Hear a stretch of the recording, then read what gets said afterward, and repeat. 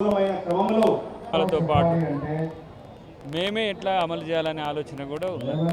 అంటే బీజేపీ మాత్రం బీసీలను కాంగ్రెస్ మోసం చేస్తుంది, అందుకోసమే అంటే అమలు చేసే అవకాశం ఉన్నా కానీ అమలు చేయట్లేదని చెప్పేసి అది కాంగ్రెస్కు క్రెడిబిలిటీ పెరుగుతుంది.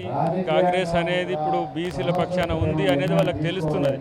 మొన్న జనగణనలో కులగణన పెట్టింది కాబట్టి ఇప్పుడు ఇది కూడా చేస్తే రేపు మళ్ళీ చట్టసభలో రిజర్వేషన్లు కూడా అడుగుతారనే భయం ఉన్నది వాళ్ళకి.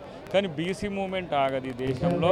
తెలంగాణ మొదలు ఇలా మోడీ గారికి ఒక రకమైన భయం తెలంగాణ నుంచే ఉంది. నిజమైన బీసీ అయితే పరీక్ష ఇప్పుడు ఇది నకిలీ బీసీనా నిజమైన బీసీనా, బీసీల పక్షాన ఉన్నడా అనేది దాంతో తెలుస్తుంది. ఆయన బీసీ అనే అధికారంలోకి వచ్చిండు, అదే బీసీ నినాదం ఆయన గద్దె దించుతుంది అనేది మాకు ఒక ఆలోచన.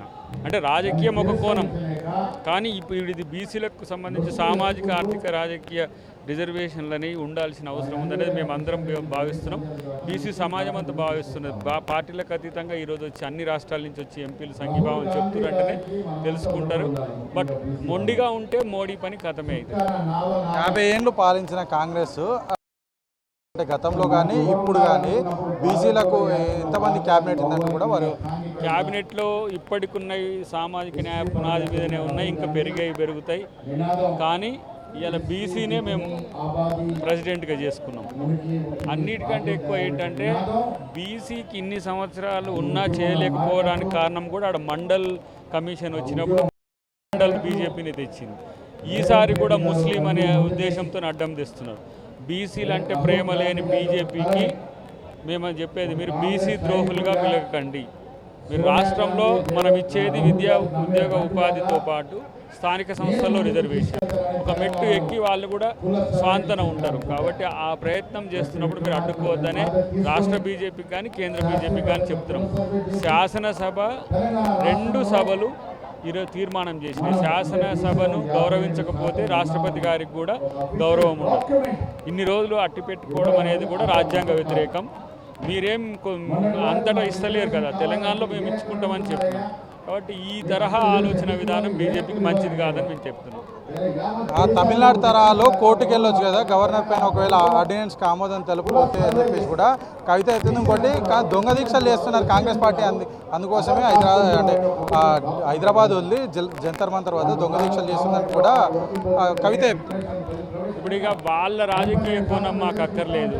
వాళ్ళ రాజకీయ కోణం ఏముందో మాది నిఖచ్చిగా కాంగ్రెస్ పార్టీ యొక్క ఆలోచన, జాతీయ పార్టీ ఆలోచన. రాహుల్ గాంధీ గారు, రేవంత్ రెడ్డి గారు రేర్ ఈరోజు చేస్తున్న ప్రయత్నమే ఇది. కాబట్టి దీనికి అందరూ కూడా సహకరిస్తే మంచిదనే మా విజ్ఞప్తి.